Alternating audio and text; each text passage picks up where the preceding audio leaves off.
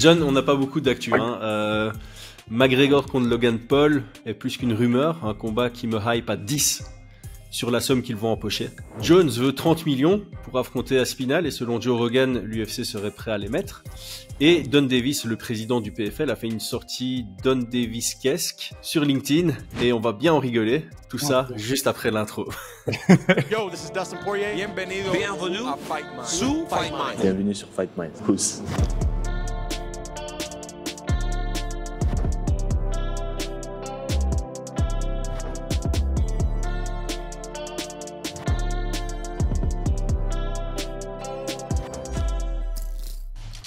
Paris sur le MMA avec Unibet. Quelle sera l'issue du combat? Une soumission? Un KO? Paris sur la prime numéro 1 avec Unibet. 100 € de bonus sur ton premier pari. J'aime bien l'intro. Merci. On va commencer par le sujet le plus sérieux et le plus intéressant en même temps, celui de John Jones, qui semble exiger maintenant 30 millions pour affronter Aspinall, et l'UFC serait prêt à les mettre. Donc déjà, on a un peu discuté en aparté, on est allé revoir une partie de notre podcast sur l'art de la négociation entre Jones justement et Dana White, et coïncidence ou bien vu, je sais pas quoi dire, plutôt bien vu, on avait misé sur le 30 millions. Donc tout d'abord, selon moi, Jones mérite cette somme, on en avait parlé, et en termes de mérite sportif par rapport à sa carrière et tout ce qui s'ensuit, et ce qu'on voit des sommes gagnées par l'élite dans les autres sports, bah oui, 30 millions, c'est pas choquant pour un combat de John Jones, probablement le dernier de sa carrière. Donc ma question, ce sera plutôt par rapport à l'UFC. Est-ce que ce serait un bon choix business de l'UFC de sortir de son abus de monopole, en quelque sorte, d'en faire une exception? Sur le plan éthique, on sera tous d'accord, mais sur le plan business, long terme, tout ça, qu'est-ce que tu en penses? Je suis assez choqué que Joe Rogan ait dit ça, en fait. J'avoue, en fait. Ouais, on peut commencer par là. C'est la première chose, c'est que il y a plein d'hypothèses. Déjà, est-ce que c'est réel ou pas? J'ai pas l'impression que Joe Rogan dit ça comme ça sur tous les liens qu'il a avec l'UFC. C'est quand même quelqu'un qui est extrêmement bien placé, donc je vois pas pourquoi est-ce qu'il dirait ça de manière publique et que ce soit pas réel. Donc, je crois qu'on peut écarter cette proposition. En tout cas, je vois pas pourquoi est-ce qu'il aurait dit ça. À part si ça fait partie de la négociation. Voilà, exactement. À part si jamais, en fait, l'UFC est prêt à payer plus, mais qu'ils ne veulent pas faire de précédent et qu'ils demandent à Joe Rogan de partager cette information pour que ce soit moins. C'est une possibilité. Mais bon, là, c'est vraiment aller très très loin dans toutes ces techniques. Mais bon, quand on parle d'autant de millions, je crois pas que ce soit impossible. Pour moi, ce qui m'étonne le plus, c'est le précédent que ça crée. C'est pas le fait que l'UFC puisse payer quelqu'un autant, mais c'est plutôt de dire, maintenant, il y a une sorte de jurisprudence, c'est, oui, mais bon, si vous avez pu payer John Jones autant, alors c'est que vous pourriez payer autant pour tel ou tel combattant. Bon, il y a peu de combattants qui arrivent au statut de John Jones, ou pas. Donc, c'est quand même le numéro 1 pound for pound. Hein. On est d'accord. On n'est pas là, j'allais dire on est d'accord, mais on dit ça. Bon, voilà, aux yeux de Dana White. Aux yeux de Dana White, voilà. Factuellement, c'est bon, c'est autre chose, pardon. Donc du coup, là maintenant, donc c'est ça que j'allais dire, mais même si tu n'arrives pas au niveau de John Jones, c'est compliqué après de payer, je dis une bêtise, mais Ilia Topuria qui serait 3e ou 4e au classement, 2 ou 3 millions après. Ouais, c'est ça. C'est compliqué de dire on a payé 30, mais toi on t'en paye 2, 3. Les 10%, c'est compliqué. Donc, c'est pour ça que j'ai l'impression que pour moi, les 30 millions sont mérités. Je te rejoins tout à fait là-dessus. C'est d'ailleurs ce qu'on avait tablé. Je pense que peut-être qu'au départ, il avait dit 40-50. C'est ce qu'on avait dit la dernière fois. Il avait dit 80. Il avait demandé 80 oralement à la base et on avait tous les deux dit, ouais, il tape en haut pour que ça se rejoigne. Et puis, je pense que dans nos calculs, on avait dit, on avait estimé que son dernier combat, c'était 9. Il avait gagné 9 millions potentiellement. Donc, on avait dit que l'UFC allait probablement proposer le double. Ça faisait 18. Et puis, comme lui, il venait de très haut, ça allait peut-être juste milieu, couper la poire c'est pas vraiment en deux, mais le fait de split the difference allait se retrouver. Chris Voss n'est pas content, il est en PLS là. Pour ceux qui ont la ref, c'est un négociateur de vieille qui dit qu'il faut jamais couper la poire en deux. Never split the difference. Très beau livre. Donc là, oui, je pense que 30 millions, sincèrement, c'est le prix enfin, si j'étais l'UFC et que je dis, voilà, ça vaut la peine. La seule chose qui m'étonne dans cette négociation, c'est que ce soit public, parce que ça fait un précédent et que c'est un peu compliqué après pour négocier avec toutes les parties après, et surtout pendant des années. Et si jamais ça continue comme ça, bon, voilà. Peut-être que dedans, il y a aussi une partie de com intéressante pour l'UFC qui dit, voilà, maintenant, on paye bien nos champions. Donc ça peut-être dire, bon, bah, on met le prix, mais c'est le prix à payer pour qu'on nous laisse tranquille avec toutes ces histoires dont on paye pas bien nos combattants. Voilà. Ouais, ça peut, parce que maintenant on entend, j'ai lu ça aujourd'hui et ça vient d'un journaliste réputé que, donc on a parlé du GFL, hein, le tirage au sort est enfin le draft plutôt, pas tirage au sort, le draft est dans moins de 3 semaines. Il y a un combattant poids lourd, on ne sait pas lequel, mais qui a signé pour 1,4 million par combat. Donc s'il se fait drafter, chacun de ses combats, il va empocher 1,4 million. Donc on entend maintenant des combattants en dehors de l'UFC qui empochent quand même de très très belles sommes. Donc je pense qu'effectivement, on en a déjà parlé précédemment. 1,4 million c'est dans de groupe, c'est... Mais je comprends pas, genre pour l'instant, les gros poids lourds qui sont signés pour être draftés au GFL, c'est Mir, Arlovski, Junior Dos Santos et Verdum. Il y en a aucun... Enfin, désolé les gars, je sais que je suis pour donner beaucoup d'argent à ceux qui le méritent, mais aucun des 4 à ce moment-ci de leur carrière ne mérite sincèrement, sportivement, 1,4 million. Leur prime est passé. Dans leur prime, clairement, les 4 noms méritaient ces sommes. Aujourd'hui, plus. Ouais, je suis d'accord et pas tout à fait d'accord. Parce que je pense qu'il y a un élément à prendre en considération, et c'est le deuxième sujet d'ailleurs, c'est le fait que l'UFC veut montrer qu'ils font partie des gros joueurs. Maintenant, on parle de Netflix, on l'a dit plusieurs fois, c'était sur notre wishlist d'ailleurs, de dire qu'on aimerait qu'ils signent avec Netflix. Et c'est compliqué de justifier des gros montants si jamais toi, tes frais sont à peu de millions. Donc Netflix ne donnerait pas autant si jamais tes coûts étaient pas aussi élevés. Exact. Et quand on voit maintenant que McGregor se ferait payer 250 millions le combat, quand tu viens avec ton plus gros combattant, avec le plus gros contrat qui arrive à peine aux 10%, bon 12, c'est compliqué de venir et de dire voilà, j'exige autant de la part de Netflix.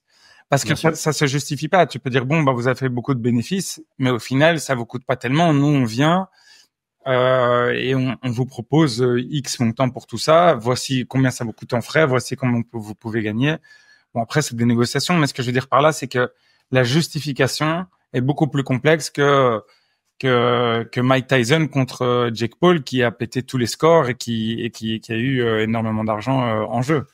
Ouais, et d'ailleurs ça fait peut-être partie des petits indicateurs comme quoi l'UFC serait bel et bien parti vers des émissions, enfin des lives sur Netflix, et potentiellement que ces 30 millions seraient sortis pour une première. C'est ça. Que Jones contre Aspinall serait l'inauguration de l'UFC sur Netflix. C'est ça. Je me demande d'ailleurs comment est-ce que tu négocies en étant le manager d'Aspinall. Parce que je me dis qu'avec une différence... Tu ne peux pas prendre 2 millions si ton adversaire prend 30. C'est ça, c'est surtout tes champions intérimaires, ils n'ont pas d'autre option. Je crois que tu es dans une situation très confortable pour négocier quelque chose d'intéressant. Ah oui, ouais, parce que c'est le combat. Ouais, c'est les 30 millions de Jones ne vont à Jones que si Aspinall signe également. Donc Aspinall, de son côté, il a également un levier. En vrai, il est dans une rare position où il a un levier contre l'UFC. Surtout que Dana White a voulu hyper le combat en disant ce sera l'un des combats les plus grands de tous les temps. Tu peux pas dire bon bah tiens, prends la même chose que le GFL. J'avoue. Ouais, donc à la position, je sais même pas qui est le manager de Thomas Aspinall, tiens. Mais effectivement, pour lui, c'est aussi une belle aubaine.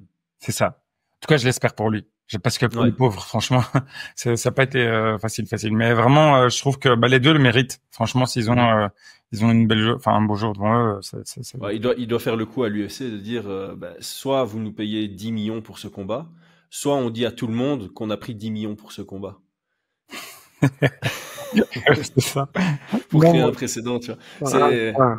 C'est un classique en entreprise, non? Tu vas chez ton boss, tu dis, soit tu me donnes cette augmentation, soit tu dis à tout le monde que je l'ai eu. Non, mais bon, je crois qu'il doit y avoir des NDA assez stricts par rapport à ça, mais c'est pour ça que je suis étonné que Joe Rogan ait pu le dire. Je te dis, je pense que, sauf accord de l'UFC et parfois demande de l'UFC, je pense que ce sont des stratégies. Je pense que tu peux pas dire au gars qui a des informations en interne, qui a le podcast le plus écouté du monde, écoute, on te fait pas signer d'NDA, c'est sûr et certain que le gars, surtout avec tout ce qui s'est passé avec Ariel Helwani, etc., quand il sortait les informations avant, je crois qu'il doit vraiment contrôler à fond toute l'information qui sort. Donc, moi, je pense que c'est une stratégie en interne de l'UFC. Vraiment, je le pense. Et c'est possible que John Jones... ça se tient. Voilà. Pardon? Et je pense même que John Jones, c'est possible qu'il se fasse payer plus. Peut-être que c'est 30 millions, mais dans les 30 millions, ils vont peut-être avoir des points de pay-per-view en plus. Enfin, ça dépend si ça va être... Si c'est sur pay-per-view, Si c'est sur pay-per-view. Et ou alors une prime si jamais c'est sur Netflix, j'en sais rien. Mais sauf qu'eux communiquent que le montant qui est le montant de base. Et alors, comme ça, il n'y a pas de précédent. Ils peuvent dire oui, mais c'était tout compris. Et donc voilà, là, c'est plus facile. Ouais, c'est vrai que ça reste un montant de prime qui est précis et vague en même temps. C'est ça.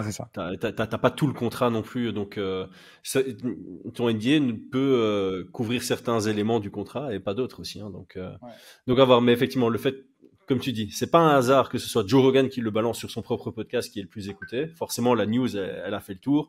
Ça a un peu commencé à hype encore plus le combat. Ça peut être aussi un levier pour l'UFC de montrer à Netflix, regardez l'intérêt que ça génère juste avec une rumeur.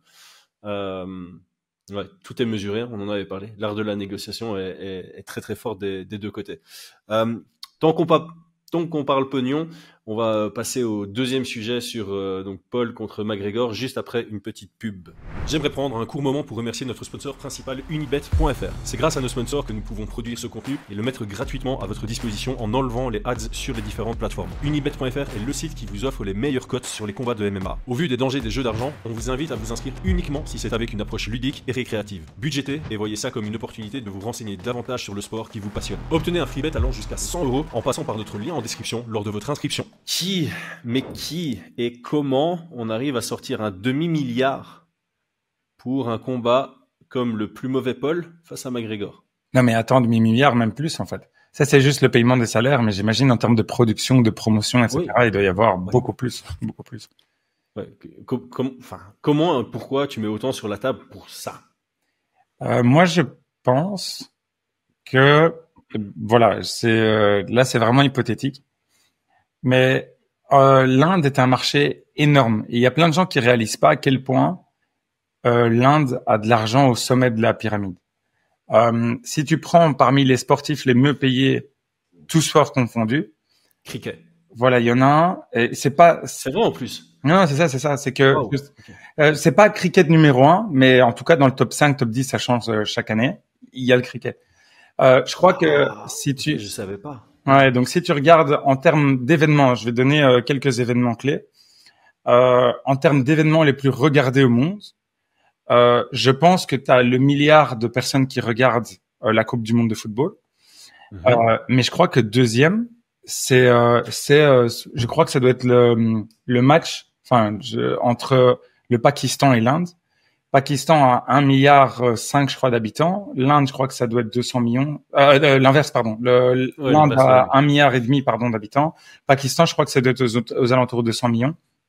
Et qui regardent leur sport national avec une rivalité qui est incroyable. Donc, ça fait que, en termes de visibilité, c'est gigantesque. Mais gigantesque.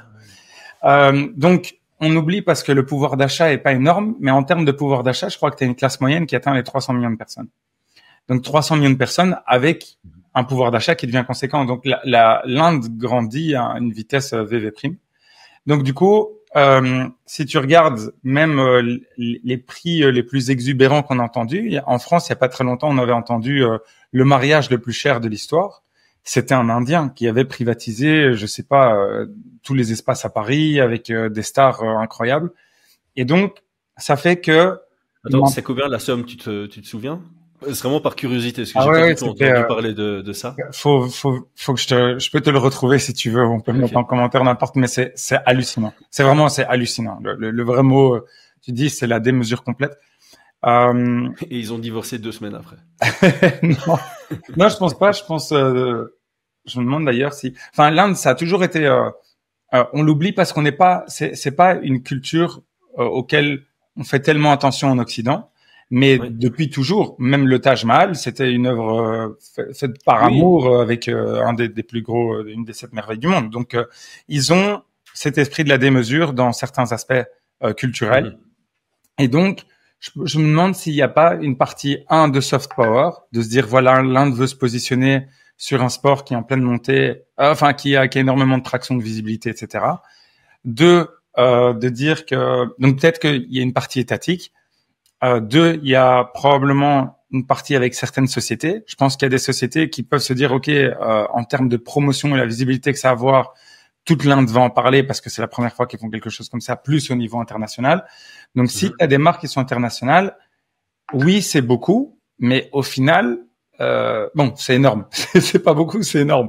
Mais je me dis que c'est pas juste une promotion seule qui se dit, voilà, nous, on va parier là-dessus et que c'est énorme. Donc, je me dis que c'est plus un coup de com' que réellement un truc où ils se disent, on va générer 2 milliards et on va gagner autant. Enfin, je pense pas que ce soit... Oui, donc de nouveau, c'est un de ces événements où on vise pas le retour sur investissement. C'est ça. Je pense que c'est plus une question de software et d'image et de marketing, de se dire voilà, on va investir là-dedans pour montrer ce qu'on est capable de faire, que réellement de se dire voilà, c'est plus bien sûr. Il y aura des pay-per-view, il y aura des sponsors, il y aura énormément de choses. Et oui. On va être honnête, les chaînes vont se jeter dessus. C'est ça. Mais bon, quelle chaîne? Enfin, c'est compliqué à justifier. C'est vraiment très très compliqué. Si tu regardes, il y a plein de pays qui n'ont pas. Allez, en termes de pay-per-view, il y a quoi? Il y a l'Australie, les États-Unis et probablement la culture du pay-per-view, tu veux dire? La culture de pay-per-view. Ah oui, mais dans les autres pays, ce que les chaînes vont vouloir faire, c'est avoir une grosse audience pour pouvoir augmenter le GRP, c'est comme ça qu'ils appellent ça, le coût des publicités pendant cet événement-là.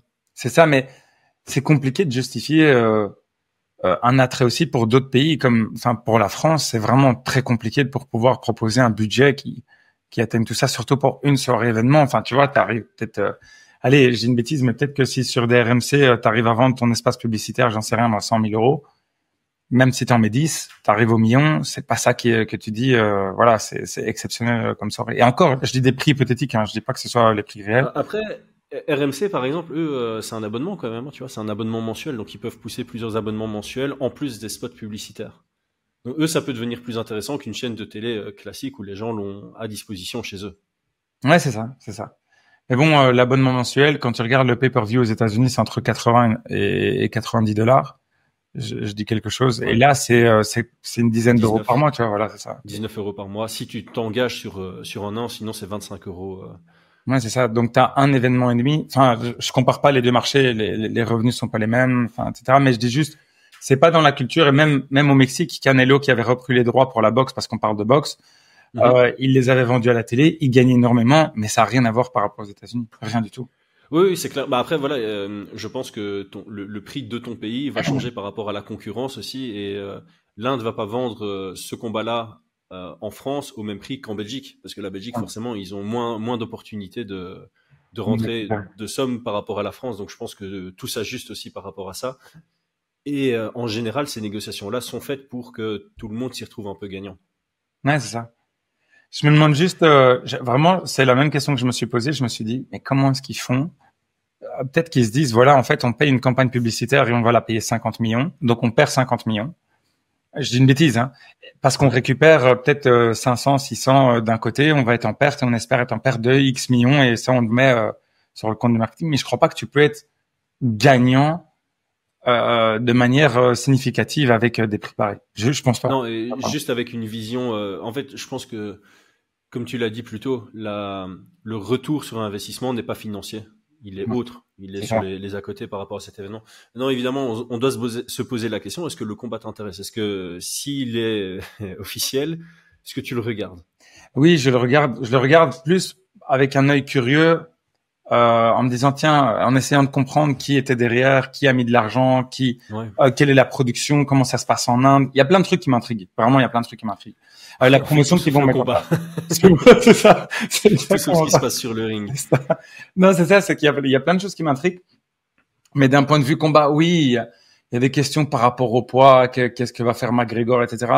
Est-ce qu'il va être en forme? Mais sincèrement, si c'est pas le combat où je vais me lever à 5 heures du matin pour pouvoir le voir. Mais ce qui est génial, c'est que c'est en Inde, donc ils sont en avance par rapport à nous, donc probablement que je ne pourrais pas me lever à 5 heures. À midi, ouais. Non, je pense que s'ils le font à 20 heures, il y a quoi? Il y a 5-6 heures d'avance, je pense. Donc, ouais, mon avis, milieu d'après-midi. Milieu d'après-midi, peut-être qu'ils vont faire plus tard pour qu'aux États-Unis, tu l'aies vers 15-16 heures. J'en sais rien, mais voilà. Ouais, ils vont probablement calculer une heure qui est plus propice au pays à pay-per-view s'ils ont réussi à vendre les droits dans ce pays-là. Surtout que. Ah oui, parce qu'effectivement, quand on parle de vendre, si tu vends ton produit, mais qu'aux États-Unis, ça tombe à 3 heures du matin, tu vas pas savoir le vendre au même prix. Non, c'est sûr. Et que ça joue aussi. En plus, imagine si t'as Logan Paul qui vient d'Ohio, qui en plus de ça, va avoir, j'en sais rien, moi, combien est-ce qu'il va avoir, et qui habite à Los Angeles, je pense. Bah, alors il va avoir un truc vraiment, il va y avoir un intérêt à avoir cette population, et là, il y a encore plus d'heures que par rapport à la côte, East. Ouais, j'avoue. Donc, à voir. On est encore loin. Hein. Je pense que là, il y a que des rumeurs et. Voilà, bonjour. Tu veux que je coupe ou pas? Non, pas du tout. Okay. On a fait le tour en fait du sujet là. Ouais, je pense qu'on a. Non, en fait, au final, parce que là, j'ai dit ce que tu pensais, mais toi, qu'est-ce que t'en penses? J'imagine que tu penses pareil, mais je suis pas sûr.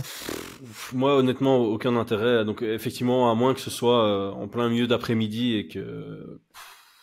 Honnêtement, je pense même pas que je le regarderai seul, en fait, s'il y a des gens pour le voir ou un truc comme ça. Mais comme ça, de prime abord, je préférais passer du temps avec ma famille, puis je regarde le résultat. Et si je reçois des messages, il faut quand même que tu le regardes. Ouais, je le regarderai. Ou alors, je le regarderai par business.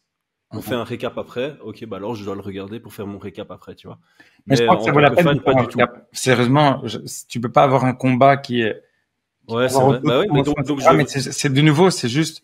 C'est pas par intérêt sportif, et je crois que le but de la chaîne, bon là, c'est juste parce que ça change les lignes du sport. Ça s'appelle la fenêtre de, je sais plus quoi, j'ai oublié comment ça s'appelle la fenêtre, mais en plus, au plus ça s'étend, en plus ça devient une norme. Et donc pour nous, ça nous intéresse de voir vers quoi tend cette norme. Et c'est exceptionnel pour nous. Bon, c'est de la boxe, mais c'est exceptionnel de voir que peut-être que ça a joué un rôle sur le montant que se fait payer John Jones, et tout ça découle sur des payes qui sont plus intéressantes pour les sports dans le MMA, parce qu'on voit que en boxe, on arrive à atteindre des montants pareils, et donc c'est pas possible qu'il y ait un écart type aussi élevé, tu vois. C'est plutôt ça qui est intéressant. Et mais c'est clairement là l'intérêt. C'est clairement là l'intérêt, parce que comme je dis, sur le sportif, quand j'ai vu ça, j'étais là, ouais. Mais il y a quand même un intérêt même qui peut découler, parce que c'est quand même un combattant de MMA qui va en boxe. Donc qu'on a déjà vu en boxe. Oui, mais bon, contre quelqu'un de beaucoup plus mais bon, skillful, tu vois. Enfin, on ne va pas comparer Mayweather à Logan Paul, tu vois. Non, oui. Alors sur papier, ce sera beaucoup plus serré évidemment que contre Mayweather. Je pense même que le seul avantage de Logan Paul dans ce combat, c'est son physique. Son physique, ouais, son poids. Mais honnêtement, je kiffe trop les sports de combat pour l'aspect technique et pour l'aspect stratégique, et comparativement à tout ce qu'on va avoir cette année, que ce soit en boxe ou en MMA, ça va faire partie des flops, clairement. Donc ça me motive pas sur l'aspect sportif. Je vais juste dire ça comme ça. Ouais, je regarderai parce qu'il y a les à côté qui sont intéressants, et parce qu'on voudra probablement couvrir si ça se fait réellement. Mais au-delà de ça, j'ai pas la motivation sportive. Et encore une fois, McGregor, quitte à le revoir combattre, j'aurais préféré que ce soit en MMA. Mais justement, même si je sais que ce serait l'ombre de lui-même, j'aurais préféré en MMA face à quelqu'un de préparé, de son poids, peu importe quel est son poids maintenant, mais plus welterweight ou un truc comme ça, quoi. Le seul avantage que je peux voir là-dedans, qui peut être quelque chose d'intéressant, c'est si McGregor gagne de manière intéressante, et que bon, c'est ça qui me fait peur, c'est avec son style de vie, ça me fait vraiment peur. J'ai peur. Je t'avais dit on avait fait ces prédictions que la manière dont il allait revenir s'il revenait en MMA contre un professionnel. Je pense que c'était très intelligent de sa part, surtout dans la situation dans laquelle il se trouve en ce moment, de dire voilà, je reviens contre quelqu'un quand j'ai beaucoup plus de chances de gagner, qui a un vrai nom où je peux gagner beaucoup d'argent. Si jamais il revient et qu'il gagne de manière intéressante, je crois qu'il y aura un plus grand intérêt, surtout s'il met KO Logan Paul, parce qu'il y a beaucoup de gens qui vont regarder juste pour espérer que Logan Paul se fasse mettre KO. C'est sûr et certain. Et l'inverse. Donc, l'inverse est totalement vrai aussi. Oui, donc du coup, tu te dis, il va y avoir plus un intérêt un peu morbide qu'un intérêt sportif.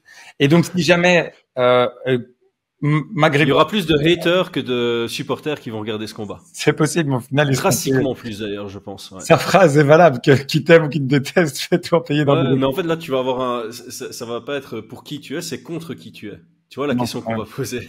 C'est vraiment ça en plus, j'ai l'impression.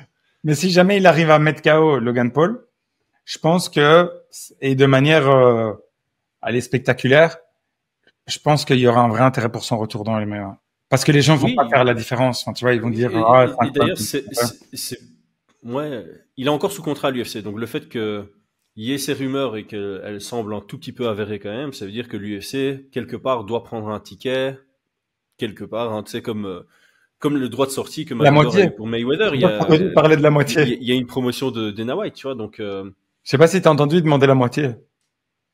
Dana? Ben, j'ai lu je sais pas si l'argument était vrai, mais que Dana vous demandait la moitié, mais va savoir si c'est réel ou pas, mais si c'est réel, c'est scandaleux. C'est incroyable. Il est trop fort. Oui, il est trop fort. Il est trop. Et donc, ouais, ça en fait, veut dire qu'il y a, il s'est dit, je vais payer doit y avoir un accord avec lui. McGregor. Que ça? Il s'est dit, je vais payer John Jones avec l'argent de McGregor.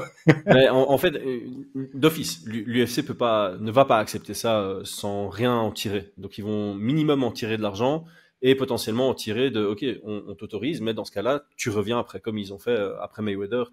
Il est revenu et ça a été le combat le plus regardé, si je dis pas de bêtises. Donc, voilà. On clôture. Bref, nouvelle année. J'avais pris comme résolution de ne plus rire du PFL en 2025 et je suis trop content, j'ai tenu 6 jours. Donc en parlant de bonnes résolutions, si vous êtes mis au sport, pensez aussi aux compléments de qualité. Cela faisait des années que je cherchais des protéines sans ingrédients inutiles et malsains. Je suis tombé sur la marque Norcode sur le site livehealthy.com et j'ai décidé de m'affilier à eux. La whey protéine goût naturel de Norcode n'a qu'un seul ingrédient. Protéines de lactosérum provenant de vaches nourries exclusivement à l'herbe. On a 80 grammes de protéines de qualité au 100 grammes, quasi aucun gras et très peu de sucre. Leur marque est testée en laboratoire tiers, encore un argument de force. Leur créatine est également incroyable, de même que leur collagène. Depuis que j'ai découvert cette marque, je ne jure que par Live Healthy pour mes compléments alimentaires. LiveHealthy.com regroupe d'autres marques de haute qualité, avec aussi du café, des adaptogènes, des marques de biohacking qui ont une excellente réputation. Allez faire un tour avec notre lien en description et profitez de 5% de réduction sur chacune de vos commandes avec notre code promo FightMinds. Soutenez notre chaîne en faisant le plein de compléments sûr et efficace. Don Davis, mec, c'est tellement drôle. Franchement, quelqu'un doit lui expliquer l'existence de ChatGPT. C'est une dinguerie d'avoir son rôle dans une entreprise avec un si gros chiffre d'affaires et puis d'aller écrire un truc pareil sur LinkedIn. Je sais que tu as pas vu le post, donc tant mieux. Je vais te le traduire ici. Sur LinkedIn, c'est même pas sur. Non, c'est une publication sur LinkedIn. Okay. Et mec, je te dis déjà, elle est chaude. Je traduis. Hein. Donc, la plupart des réseaux sociaux célèbrent la réussite et j'ai passé un fantastique moment la semaine dernière en publiant une sur le triomphe du PFL avec des emojis. Celui-ci, c'est tout l'inverse. Nous, tous les entrepreneurs, avons pris de sacrés coups en 2024 et nous sommes toujours là, prêts à nous battre. Construire une entreprise implique de nombreux problèmes et revers, ce qui demande créativité et persévérance. 5 choses difficiles qui sont arrivées au PFL en 2024. Attends, jusqu'à présent, ça va. Ouais, jusqu'à présent, ça va. Ça fait très LinkedIn, mais on va pas critiquer le fait qu'on écrive un post LinkedIn sur LinkedIn. C'est maintenant que ça part en n'importe quoi. Numéro 1. Un grand nombre de nouveaux potentiels investisseurs nous ont fait perdre des milliers d'heures et le temps est précieux. Numéro 2. Un grand annonceur était d'accord pour signer et le contrat était quasiment finalisé, mais sa nouvelle direction a tout stoppé. Ça va. C'est le seul point qui va, honnêtement. 3. Certains combattants phares du Bellator se sont plaints sur les réseaux sociaux de ne pas combattre, donnant l'impression que le PFL ne respecte pas sa partie du contrat. Ok. 4. Notre croissance est si rapide avec nos nouvelles ligues internationales que les coûts sont trop élevés dans certaines régions. What the fuck does that mean? C'est ça. 5. Une nouvelle initiative majeure. Attends, reviens au 4 2 secondes parce que ouais, c'est incompréhensible, mec. Okay. Notre croissance est si rapide avec une nouvelle ligue internationale que les coûts sont trop élevés dans certaines régions. Et c'est pas. Attends, mais je crois que j'ai compris ce qu'il veut dire. Je crois qu'il s'étend sur tellement de régions, mais c'est pas la croissance en termes de quantité de personnes qui viennent voir, c'est la croissance en termes démographiques. C'est-à-dire, il s'implantent dans plein de régions tellement rapidement qu'en fait, il y en a qui sont pas rentables parce que tu subdivises tout ce qu'on a dit, PFL Europe, PFL pays, PFL monde, PFL, tu vois. Ouais, ok. Ouais, bon. Oui, on est d'accord. Mais je crois que c'est ça qu'il a voulu dire. Je pense que c'est ça. Ouais, parce qu'en anglais, ça donne "We are growing so fast with our new international leagues that cost." Ah, c'est ça, voilà, c'est ça. "In some regional areas are way too high." C'est ça. Il y a qu'en France où c'est ok, en fait. Ouais, c'est ça. Je pense vraiment. Je pense qu'ils doivent investir dans la France. 5. Une nouvelle initiative majeure et son expansion ont été reportées d'1 an par l'un de nos partenaires. Mais ce n'est pas la faute du PFL. Je lis pas la suite parce qu'après c'est le classique bullshit LinkedIn de nouveau, supposé être inspirant pour les entrepreneurs. Lâchez rien, les mecs. Bon. Non, vraiment, je pense que c'est vraiment un message dirigé aux investisseurs. Je crois que c'est pour personne d'autre. C'est juste essayer de rassurer des investisseurs parce que ton public, là, il entend, ouais, c'est pas de notre faute, on honore notre contrat sur les combattants. Tu dis, ouais, quoi, on les voit quand? Alors, tu vois, c'est comment ça se passe? Faites mieux vos contrats, tu vois. Donc, mais la façon de l'écrire, quoi. Non, mais je crois vraiment que c'est vraiment année 90-2000, tu vois, genre conquérant et essayer de donner sorte de communiqué de presse mal fait. Mais ouais, je pense que. Mais c'est mal. En fait, c'est vraiment mal fait, tu vois. C'est le truc de. Il y a certains potentiels investisseurs qui nous ont fait perdre des milliers d'heures et le temps est précieux. Moi, la façon dont je le comprends, c'est t'as toujours une part de responsabilité là-dedans. Ça veut dire que t'as pas réussi à les convaincre, t'as pas réussi à finaliser les négociations. T'as pas su voir que t'allais perdre du temps. Enfin, il y a une part de responsabilité, c'est sûr. Mais bon. Le truc aux États-Unis, c'est que ce genre de personnes, tu vois, c'est accountability à 200%, tu vois. Là, il y a aucune prise de responsabilité de Don Davis dans cette, et surtout dans le dernier, quoi. Il t'écrit un post en disant c'est pas de la faute du PFL, donc aucune leçon à tirer. Pour moi, en tant qu'investisseur, c'est pas rassurant de lire quelque chose comme ça d'un président. C'est ça. Ça veut dire, mais mec, tu tires aucune leçon. En fait, tu nous écris un post avec des problèmes que tu as eus et de aucun des problèmes, je tire une quelconque leçon de comment tu feras en sorte de plus avoir ces problèmes ou comment tu vas construire dessus. Ça me rassurerait pas du tout en tant qu'investisseur et en tant que fan, ça me rassure pas non plus de voir un président comme ça de la ligue qui est supposé un peu venir concurrencer l'UFC. Ouais, surtout que je pense qu'il y a plein de problèmes. On a fait la lettre au PFL. Je pense qu'il y a plein de problèmes qui pourraient dire voilà, écoutez, on vous a écouté, on veut améliorer, etc. Ça, c'est tellement rassurant d'écouter quelqu'un qui fait ça, tu vois, de dire je prends ma part de responsabilité. Voilà les changements qu'on aimerait mettre en place, mais de dire c'est la faute. Mais le pire, c'est que tu te mets à dos tout le monde. C'est la faute des distributeurs, c'est la faute des clients, enfin des sponsors, c'est la faute des combattants, c'est la faute de tout le monde, mais c'est pas nous. Ouais, non, c'est pas rassurant. Ouais, c'est ça. Tout ce qui a été écrit, c'est comme s'il y avait rien dans leur contrôle. C'est ça. Non, mais attends. Là, petit à petit, j'ai fait des. On n'a même pas 50 000 abonnés sur FightMind, c'est parce que les gens oublient de cliquer. Non, mais ça, c'est vrai, c'est votre faute, les gars. Nous, c'est pas de notre faute, le contenu. Non, ça n'a rien à voir avec la qualité de ce qu'on offre, ça n'a rien à voir avec les sujets traités. Non, c'est vous. On devrait avoir 2 millions, mais c'est de votre faute, les gars. Non, on va redescendre de 4000 abonnés, là, c'est une blague, les gars, c'est une blague, on vous aime. Les abonnés, en tout cas, ceux qui sont pas abonnés. On vous aime, cliquez, là, cliquez.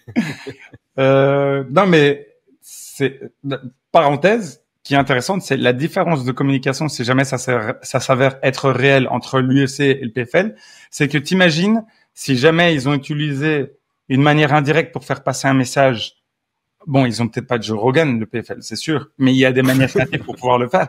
Mais ce que je veux dire par là, c'est que il y a moyen de faire certaines choses pour que tu te dises, ok, on fait passer un message pour rassurer les investisseurs, pour rassurer les gens, de manière indirecte, mais pas comme ça je trouve pas ça rassurant du tout. C'est comme les combattants. Pardon, sorry. C'est comme les combattants qui disent, ah oui, j'ai perdu, mais c'est parce que j'étais malade, j'ai pas eu ceci. Enfin, et au final, ça te rassure beaucoup plus de dire je vois qu'il faut que je travaille encore cette partie-là, je vais le faire à fond et je reviendrai plus fort. Ok, tu dis, ok, il a compris, il faut voir maintenant comment ça avance, tu vois. Mais c'est pas rassurant. Exactement. Enfin, dans le monde de l'entreprise, mais aussi des sportifs de haut niveau, la prise de responsabilité, montrer que tu as conscience d'où vient le problème pour le résoudre plus tard, ça va rassurer tes fans ou ceux qui te suivent.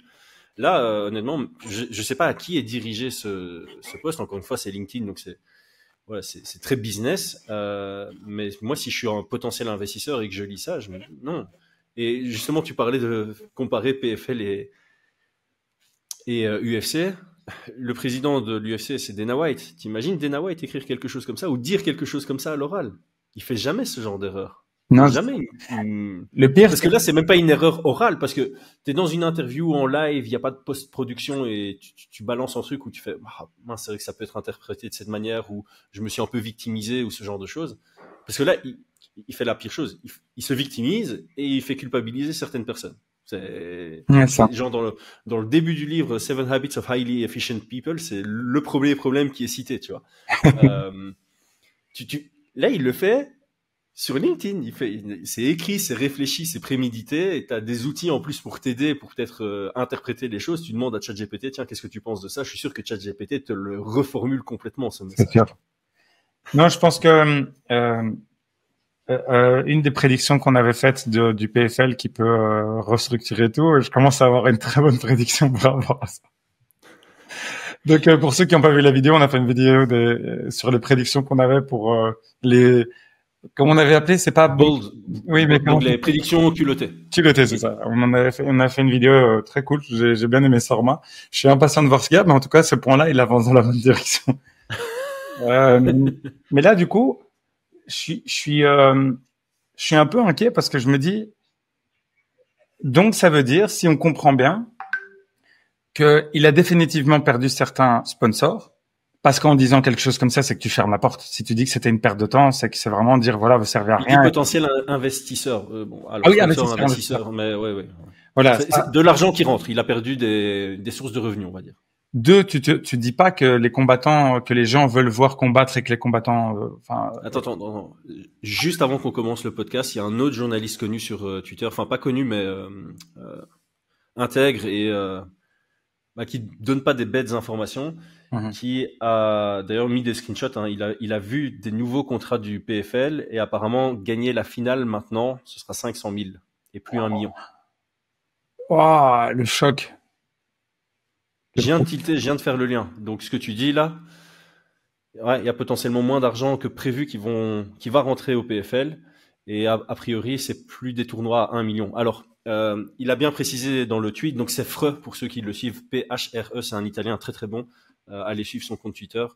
Donc il précise, à l'époque, il y avait différents types de contrats. Donc il y en avait certains qui allaient vraiment gagner 1 million sur leur finale, et il y a certains combattants qui allaient gagner 1 million, moins ce qu'ils avaient gagné sur les 3 premiers combats de la saison régulière. Et donc la totalité de leur saison allait s'accumuler sur 1 million.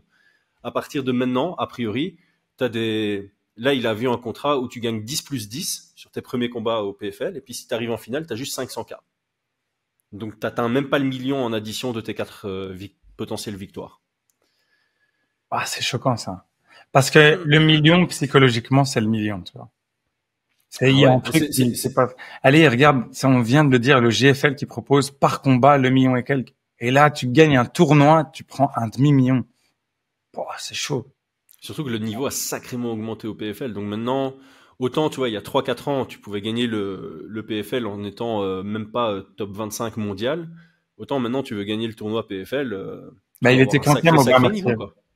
Quoi ça? Au Bas-Marseille, il était quantième. Il était top 15 UFC. Hein. Il était bas top 15 UFC, mais il était top 15 UFC avant de partir vers le PFL. Et il a gagné 2 fois le tournoi. Ouais, c'est ça. Oh, c'est choquant. Enfin, ça m'embête parce que vraiment, on le dit, on l'a fait, on rigole souvent. C'est pas méchant du tout par rapport à si, en fait, c'est un peu méchant. mais là, vraiment, c'est pas dirigé vers le PFL, c'est vraiment dirigé vers la communication de Don Davis. Et honnêtement, c'est pas que nous. Je suis allé voir sur Twitter, ça fait des mois que les gens ne le supportent plus, en fait, tout simplement. Donc là, ce qu'on exprime, c'est On rigole de sa communication, mais ça reflète vraiment ce que les gens pensent. Il peut pas communiquer comme ça dans le rôle dans lequel il est, dans l'entreprise dans laquelle il se trouve. Il peut pas. Surtout que, franchement, j'ai appris beaucoup de Dana White. Vraiment, sa manière de communiquer pour ceux qui probablement qu'il y en a plein qui regardent pas les conférences de presse, qui regardent pas, moi, je regarde les conférences de presse, je regarde les conférences d'après-combat, d'avant-combat, même celles après le Dana White Contender Series. Et en fait, il donne une leçon de management, mais très à l'américaine, mais je pense que ça pourrait fonctionner dans d'autres pays aussi. Il impose son agenda et il a une réponse toujours à tout. C'est vraiment impressionnant. C'est-à-dire que ce qu'il va faire, c'est que lorsqu'il parle des combats, il répond de manière très cash et toujours la même chose. C'est le mardi qu'on fait le War Room, ouais. La War Room. Donc War Room, c'est l'endroit où ils discutent des potentiels match-up. Et donc, même sur toutes les choses qui sont complexes, les journalistes ont du mal à poser certaines questions à Dana White. Je dis pas que c'est bien. Nous, on aimerait bien que tout le monde puisse le faire, mais il contrôle de manière incroyablement serrée la communication de l'UFC. Par exemple, il commence toujours par voilà, on vient de battre le record de vente de tel stade, on est le premier, deuxième et cinquième cette année-ci, dans le all-time, on est là, 300 UFC, etc. Mais il parle pas des pay-per-view. Et il y a une raison, c'est qu'il y a des fois où les pay-per-view fonctionnent pas bien, mais il contrôle l'information qui sort. Bon, et parfois ça fuite. Et je suis sûr et certain qu'il utilise certains journalistes avec qui il s'entend bien, certains combattants qui probablement qui doivent dire voilà, je peux communiquer telle chose, etc. Et c'est fait de manière subtil, ce qui fait qu'on a une vision de l'UFC qui est vraiment incroyable. Même le contrôle de choses qui ont été très compliquées, quand il a donné une tarte à sa femme, quand il y a eu McGregor avec les soucis alors que c'est un star, le problème avec le juridique, mais c'est des problèmes énormes. N'importe quel autre sport se serait fait avaler tout cru. Je dis ça, mais si le tennis, il y avait j'en sais rien moi, le directeur j'en sais rien moi, du Roland Garros, qui avait fait la moitié de ce que Dana White a fait, ou elle passait pas, ce serait une catastrophe. Ouais, bien sûr. Ouais, non, on parle même pas du Wimbledon avec les règles d'être habillé en blanc et de respecter la couronne et je sais pas quoi. Tu vois. Il y a du positif et du négatif à ça, évidemment. Contrôler la communication à ce point-là, il y a un manque de transparence et il y a un manque d'éthique un peu là-dedans. Mais de l'autre côté, ça permet à l'UFC d'être la power machine, la machine que c'est aujourd'hui, et ça permet, comme on en a déjà beaucoup parlé, à tellement de combattants de bien vivre. Et, là, je le dis pas d'un point de vue éthique. Je dis juste le sport mondial dans le but de faire grandir son entreprise. Tu passes pas de 30 millions à 12 milliards. Ce qui est gigantesque en aussi peu de temps, et devenir la référence du sport à tel point que les gens pensent que le nom du sport c'est le nom de la promotion. De la promotion. C'est exceptionnel. C'est exceptionnel. Ah, tu fais de la NBA. C'est ça. On disait ça pour les basketteurs. Ou tu fais de la FIFA, quoi. Non, tu foutes, quoi. Mais ouais, non, je trouve ça. Enfin voilà, c'est pas que je cautionne, mais je trouve ça impressionnant la différence de professionnalisme qu'il y a entre les deux. Vraiment, c'est hallucinant. C'est hallucinant. C'est une ligue au-dessus. Et encore une fois, moi, je vais m'arrêter là-dessus. Ce qui me choque, c'est le manque de progrès. Alors oui, il nous envoie vous l'avez demandé, on le fait. Coup de coude pour tous nos combats. Il l'a annoncé, c'est très bien. Tu pouvais le faire il y a 2 ans aussi, hein. C'est une petite news, elle est sympa, mais il y a pas de progrès sur les trucs réellement importants. J'ai pas l'impression que les événements soient beaucoup mieux organisés. J'ai pas l'impression que la situation avec les combattants du Bellator, ça va. Il y a pas de communication là-dessus. Il y a vraiment zéro. Le problème c'est ça, c'est que si Don Davis a fait, je sais pas moi, a poussé pour une certaine solution, je dis une bêtise, pas de classement. Voilà, et qu'il a défendu ça, c'est difficile de rétropédaler quand tu n'acceptes pas tes torts. C'est pour ça qu'on est fâché quand on lit ce genre de commentaires. C'est admets que t'as tort de temps en temps. On dit écoute, voilà, écoutez, on est désolé, on remarque que ça fonctionne pas, on avance, et on vous écoute. Ouais. Bah oui, on avait prévu Bellator Champion Series. On en a annulé 3. Reconnais-le. On avait prévu 2 combats, donc 16 combats pour le titre en Bellator sur l'année. Je pense qu'il y en a eu peut-être 6. Sur 2024. il y a des trucs qui ont pas bien été du tout. Donc, je comprends pas trop. Je t'avoue que je comprends pas trop. D'ailleurs, le journaliste Lafreux, il disait qu'apparemment, il y a quand même pas mal d'argent qui devrait être réparti vers ces événements Bellator Champion Series. Mais quand tu regardes la prochaine carte, là, ils ont remplacé Nemkov contre Corey Anderson par Nemkov contre Tim Johnson. Enfin, là, c'est de nouveau un matchmaking aléatoire, quoi. Donc, encore une fois, pas de bons indicateurs. On espère que ça aille mieux, vraiment, du fond du cœur. On espère que ça aille mieux. On sait qu'on les critique beaucoup. C'est aussi pour dans l'espoir de les voir s'améliorer. Ça reste des critiques constructives. Mais bon, là, la communication, ça va pas du tout. Sa communication. Je trouve que le PFL est encore plus actif sur les réseaux, donc ça, c'est bien. Le PFL est plus actif sur les réseaux, ça, je trouve ça bien. Mais là, Don Davis, il faut lui dire de step back. Il n'est pas le porte-parole qu'il pense être. C'est vraiment ça. Il est peut-être très bon dans l'ombre, j'en sais rien. Il est peut-être très bon chairman, parce que il y a un autre rôle que porte-parole à chairman, co-chairman en l'occurrence. Il est peut-être très bon dans les board meetings et ce genre de choses, mais en porte-parole, il faut trouver quelqu'un d'autre. Il faudrait peut-être faire un best-of de toutes les fois où tu commences à parler du PFL. Non. Celui-là, il pique, il ferait mal aux yeux. Ouais, franchement, c'est... Mais non, oui. On en parle beaucoup. Mais en même temps, on dit quand c'est bien aussi. Hein. On dit quand c'est bien aussi. Donc, quand ça voilà. Bah, ils ont autorisé les coudes. On avait dit, ils avaient amélioré la production et le rythme entre les combats lors des finales.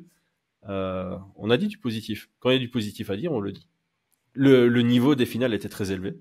On l'a souligné. Donc, voilà, il y a du positif. Ouais. Ok, bah, je crois qu'on a fait le tour. Hein. Yes. John, merci. Les amis. Merci. À très vite. Ciao. Ciao.